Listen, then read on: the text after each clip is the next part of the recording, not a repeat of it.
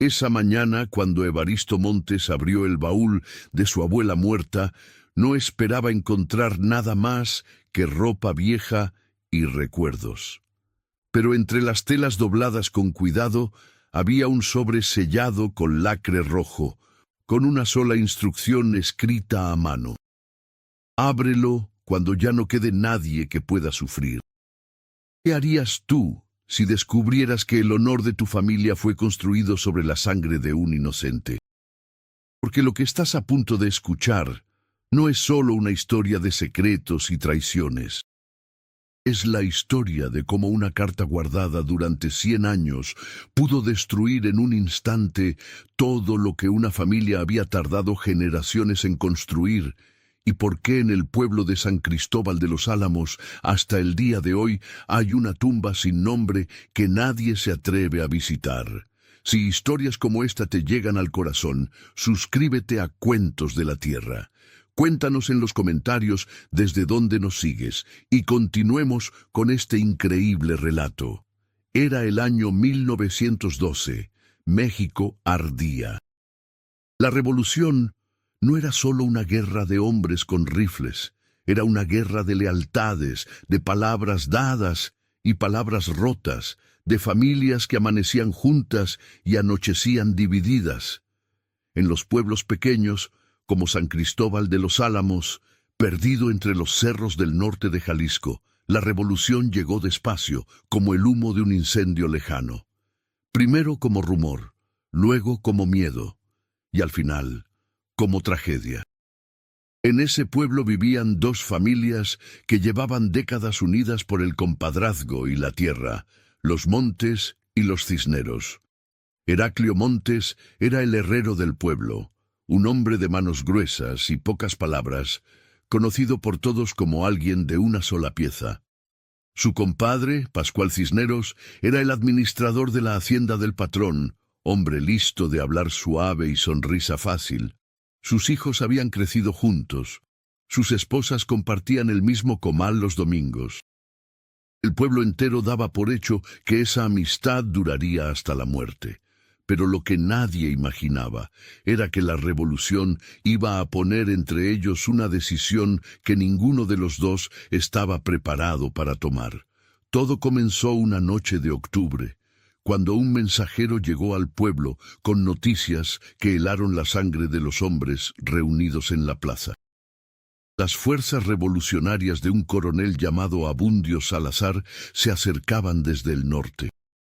Venían quemando haciendas, reclutando hombres a la fuerza y fusilando a quienes consideraban traidores al movimiento. El patrón de la hacienda, don Ruperto Alamilla, convocó esa misma noche a sus hombres de confianza, entre ellos Pascual Cisneros.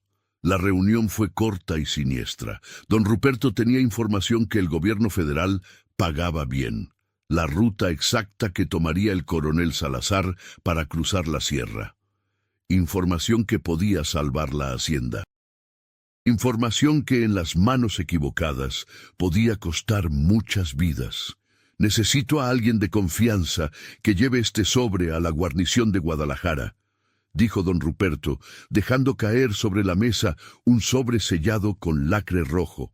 Alguien que no levante sospechas, alguien que conozca los caminos. Pascual Cisneros miró el sobre. Luego miró a don Ruperto, y sin decir una palabra, pensó en su compadre Heraclio.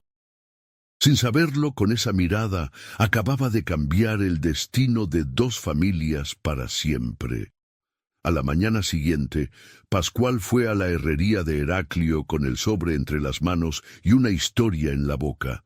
Le dijo que era un encargo sencillo, una carta comercial para un socio de don Ruperto en Guadalajara.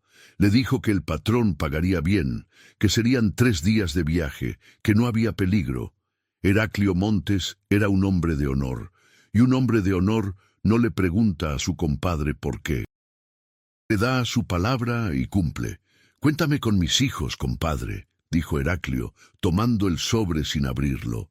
Partió al amanecer, montado en su mula parda, con el sobre guardado en el interior de su zarape de lana. Su esposa, Bernarda, lo vio alejarse desde la puerta de adobe, con el corazón apretado sin saber por qué. Su hija Jacinta, de 12 años, corrió detrás de él hasta el borde del camino de Tierra Roja. «Papá, ¿cuándo regresas?» «El viernes, mija, para la cena del viernes». El viernes nunca llegó, al menos no para Heraclio. 3 días después, un arriero llegó al pueblo con una noticia que nadie quería escuchar. Habían encontrado a un hombre muerto en el camino de la sierra, con un disparo en el pecho y un sobre vacío junto al cuerpo. Por la descripción no había duda. Era Heraclio Montes. El pueblo entero lloró. Bernarda no habló durante días. Jacinta se encerró en la capilla y no salió hasta que el cura, el padre Eusebio, la sacó tomándola de la mano. Pascual Cisneros fue el primero en llegar a consolar a la familia, fue el primero en pagar el velorio, fue el primero en organizar los 9 días de rezos, y fue el primero en jurarle a Bernarda, con la mano sobre un rosario heredado de su madre, que haría por los hijos de Heraclio todo lo que pudiera.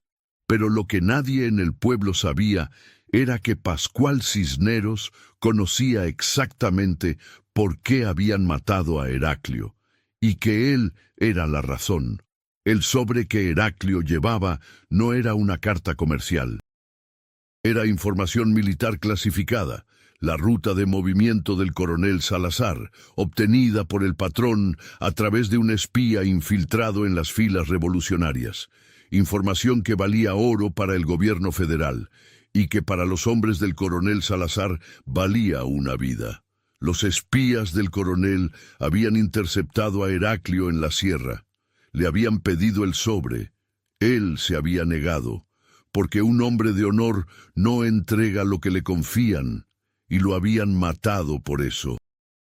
Pascual lo supo todo desde el principio. El patrón le había contado la verdad esa misma noche, entre disculpas y billetes.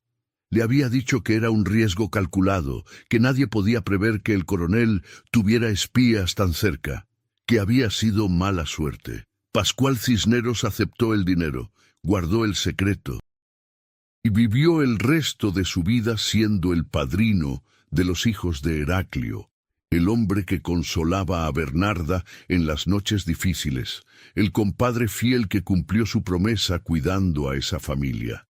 Pero lo que descubrió en su propia conciencia lo perseguiría para siempre.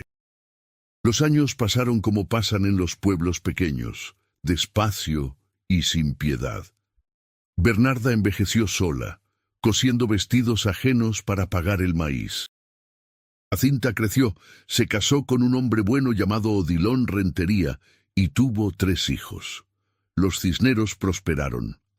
Pascual llegó a ser juez de paz del pueblo, hombre respetado, padrino de bautizos y bodas.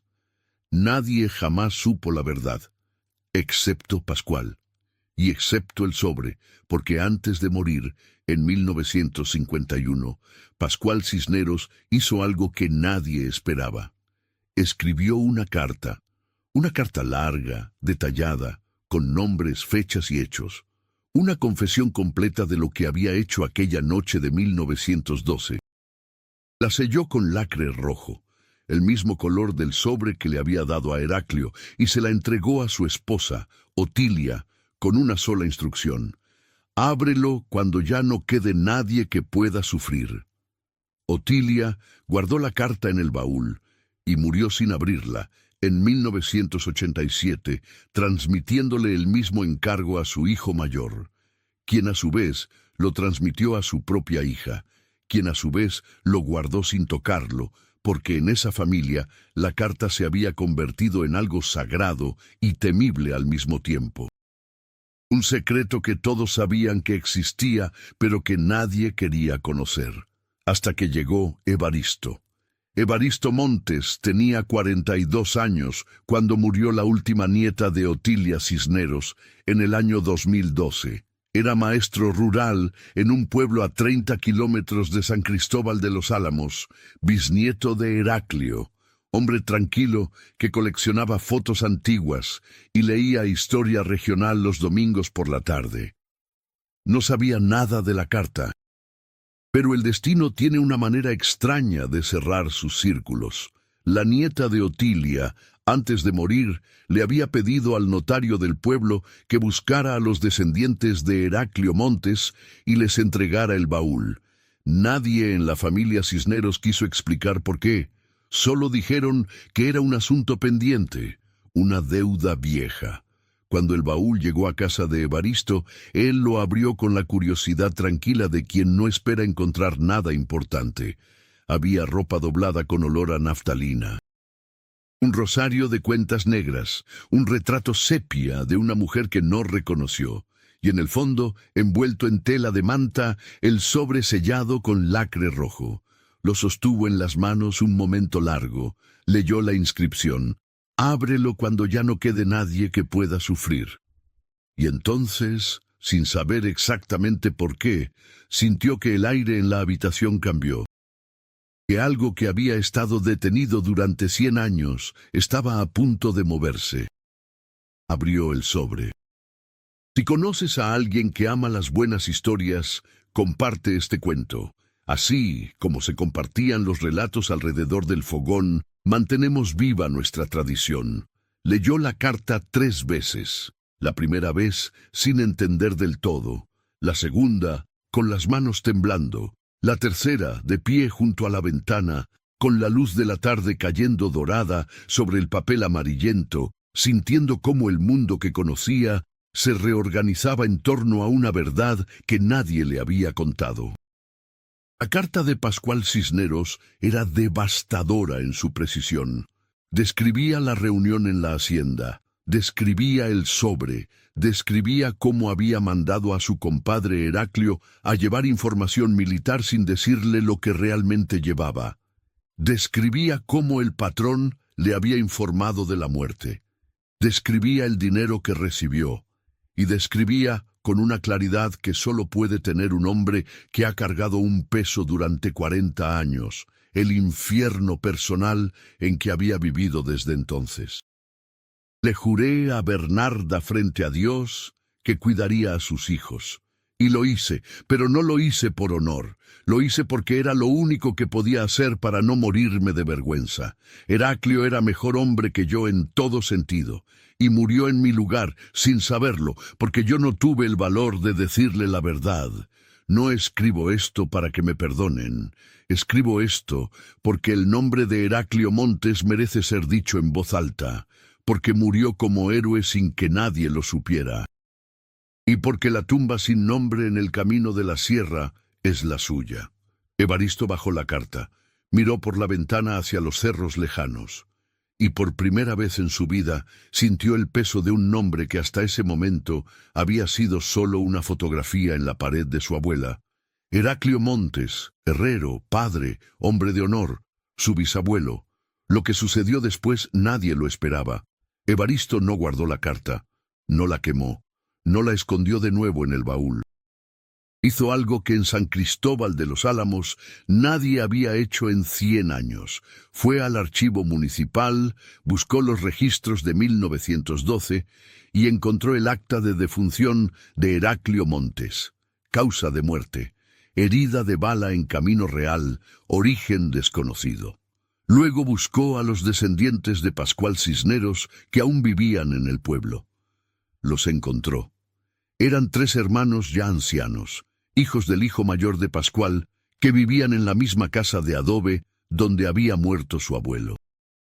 Cuando Evaristo tocó la puerta con la carta en la mano, el mayor de los 3 hermanos, un hombre de 80 años llamado Gaudencio, lo miró a los ojos y suspiró profundo, como si hubiera estado esperando esa visita toda su vida. «Ya sé para qué vienes», dijo Gaudencio. «Pasa». Se sentaron alrededor de una mesa de madera vieja.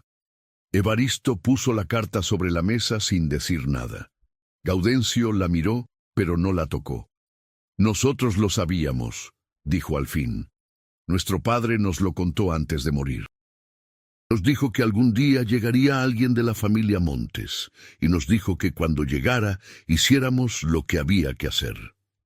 «¿Y qué es lo que hay que hacer?», preguntó Evaristo. Gaudencio se levantó, fue a un cajón viejo y sacó un papel doblado. Se lo extendió a Evaristo. Era un mapa, dibujado a mano, con tinta ya desvanecida, con una cruz marcada en un punto del camino de la sierra. «La tumba de tu bisabuelo», dijo Gaudencio. «Mi abuelo la marcó el año que murió. Fue allá solo, plantó una cruz de madera. La madera ya no existe, pero el lugar sí. Alguien de nuestra familia ha ido cada día de muertos desde entonces a poner flores, sin decirle a nadie por qué. Evaristo fue a la sierra 3 días después. Siguió el mapa por caminos de tierra roja que olían a tierra mojada y mezquite seco. Tardó 2 horas en encontrar el lugar exacto. Era un claro pequeño entre los cerros, con una piedra grande que alguien había colocado como señal, y flores de cempasúchil recientes. Alguien había estado ahí días antes. Se arrodilló frente a la piedra. No rezó, no lloró. Solo estuvo ahí un momento largo, con el viento entre los árboles y el silencio de la sierra, pensando en un hombre que había tomado un sobre sin hacer preguntas, porque confiaba en su compadre. Un hombre que había muerto creyendo que hacía lo correcto. Luego sacó la carta de su bolsillo, la leyó una vez más, en voz alta, frente a la piedra, porque si había algo que Heraclio Montes merecía, era que alguien dijera la verdad en el lugar donde murió. Cuando terminó, dobló la carta con cuidado y la guardó de nuevo. No la destruyó, no la publicó, no la convirtió en escándalo. Hizo algo más difícil que todo eso. Fue al Palacio Municipal de San Cristóbal de los Álamos, habló con el presidente del ayuntamiento y pidió que el nombre de Heraclio Montes fuera inscrito en el registro oficial de hombres del pueblo que murieron durante la revolución. Sin acusaciones, sin nombres de culpables, solo el nombre de Heraclio, su oficio y la fecha de su muerte. El presidente del ayuntamiento tardó 3 semanas en responder. La respuesta fue sí. El día que pusieron la placa en el muro de la presidencia municipal, Evaristo fue acompañado por los 3 hermanos Cisneros. Gaudencio, el mayor, llevaba un ramo de flores blancas. No hablaron mucho. No había mucho que decir que la carta no hubiera dicho ya. Pero al final, cuando todos se preparaban para irse, Gaudencio puso la mano sobre el hombro de Evaristo y dijo algo que éste guardaría el resto de su vida. Mi abuelo hizo mal, pero pasó 40 años cargando con eso. Y nosotros, otros 60, espero que esto sirva de algo. Evaristo lo miró. Ya sirvió, respondió. Mi bisabuelo tiene nombre otra vez. Se dieron la mano. 2 hombres, 2 familias, 100 años después. Y así fue como una carta sellada con lacre rojo, guardada durante un siglo en el fondo de un baúl, devolvió a un pueblo lo que el miedo y la vergüenza le habían robado. La verdad. Porque hay secretos que no se guardan para siempre. Hay deudas que el tiempo no cancela, solo pospone. Y hay nombres que merecen ser pronunciados, aunque sea 100 años tarde, porque el silencio no es paz. El silencio es solo una forma más lenta de injusticia. Heraclio Montes murió creyendo que hacía lo correcto, y tenía razón. Lo que falló no fue su lealtad, lo que falló fue la de otro, pero al final, como pasa siempre con los hombres de verdad, su honor sobrevivió a todo. A la traición, al tiempo y al olvido. Cuentan en San Cristóbal de los Álamos que desde que pusieron esa placa, cada día de muertos, aparecen flores frescas junto a la piedra en la sierra. Nadie sabe exactamente quién las pone, tal vez los Cisneros, tal vez los Montes, tal vez ambos, porque a veces la historia no termina con un perdón, termina con algo más honesto que eso. Con 2 familias que deciden, sin decirlo con palabras, que el peso de 100 años ya es suficiente y que los muertos al fin pueden descansar.